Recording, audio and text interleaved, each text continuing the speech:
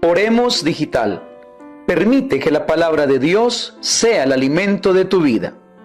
Queridos hermanos y hermanas, bienvenidos. Estamos ya sábado 29 de abril, tercera semana de Pascua, tercera semana del Salterio. Memoria obligatoria de Santa Catalina de Siena, Virgen y Doctora de la Iglesia. Color litúrgico blanco. En el nombre del Padre, y del Hijo, y del Espíritu Santo. Amén. Damos gracias a Dios por este día que nos concede. Le pedimos a Él que nos dé sabiduría para poder afrontar todas las cosas que vamos a tener durante esta jornada. Bueno, vamos con la palabra, lectura del libro de los Hechos de los Apóstoles, capítulo 9, versículos del 31 al 42. En aquellos días la iglesia gozaba de paz en toda Judea, Galilea y Samaria. Se iba construyendo y progresaba en el temor del Señor y se multiplicaba con el consuelo del Espíritu Santo. Pedro, que estaba recorriendo el país, bajó también a ver a los santos que residían en Lida. Encontró allí un cierto Eneas, un paralítico, que desde hacía 8 años no se levantaba de la camilla. Pedro le dijo: Eneas, Jesucristo te da la salud, levántate y arregla tu lecho. Se levantó inmediatamente, lo vieron todos los vecinos de Lida y de Sarón y se convirtieron al Señor. Había en Jaffa una discípula llamada Tabita, que significa Gacela.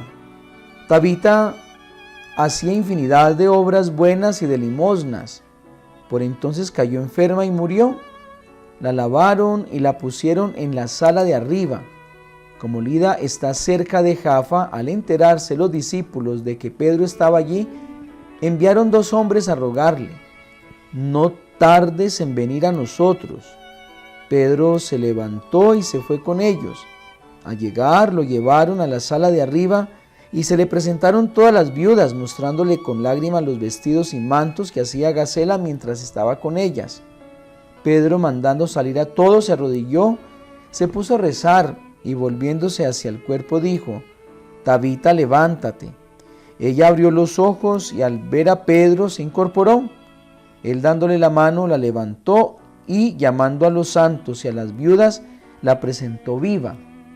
Esto se supo por toda Jaffa y muchos creyeron en el Señor. Palabra de Dios, te alabamos, Señor. Salmo 116. ¿Cómo pagaré al Señor todo el bien que me ha hecho? Alzaré la copa de la salvación invocando el nombre del Señor. Cumpliré al Señor mis votos en presencia de todo el pueblo.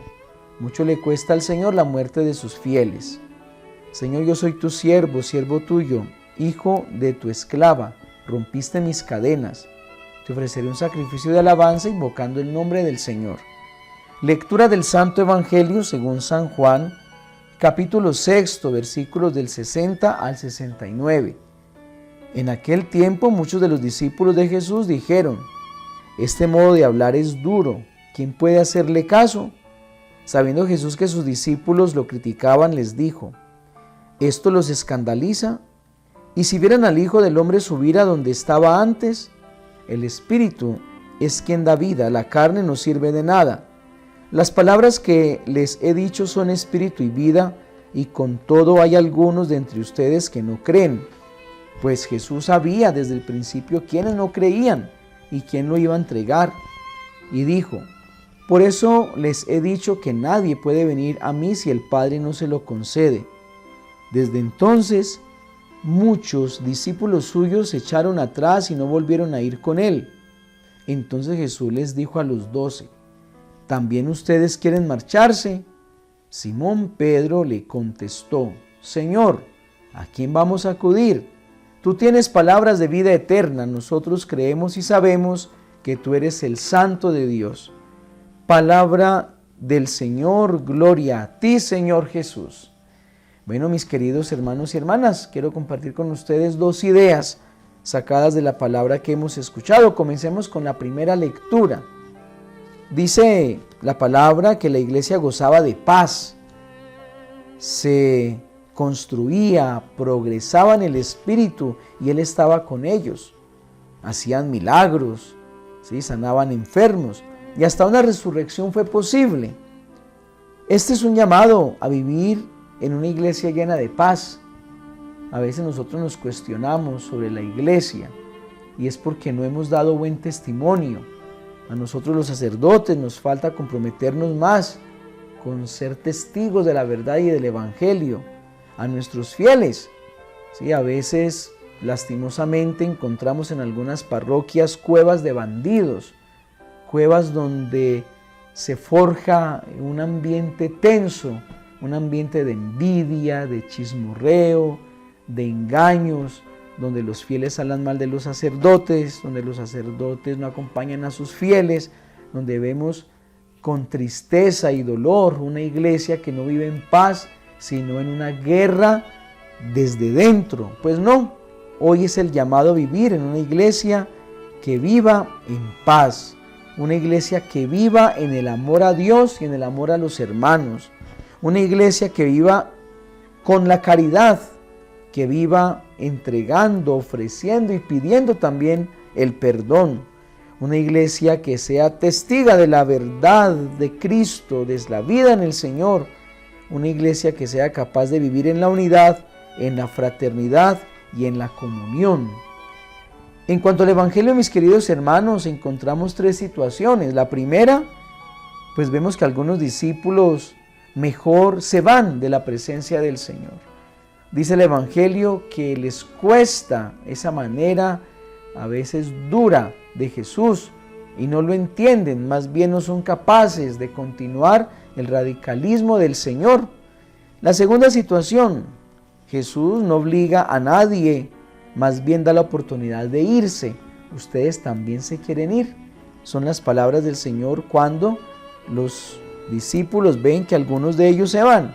Y la tercera situación, Pedro, que reconoce que solo es el Señor el que tiene palabras de vida eterna. Es el Señor el único que tiene la fuerza, el poder para darnos la salvación. Entonces, de la primera situación podemos decir lo siguiente: la tentación existe de no luchar, de mejor quedarse en la vida, de vivir del pasado, de no esforzarse. ¿Sí? Por eso algunos de ellos se van, porque ven que no son capaces con lo que pide el Señor. Pues todos somos libres, pero pienso yo que si alguno más bien se queda, no solamente lo hace porque no se siente capaz, sino porque le falta más valentía, porque hay una cierta cobardía en su vida.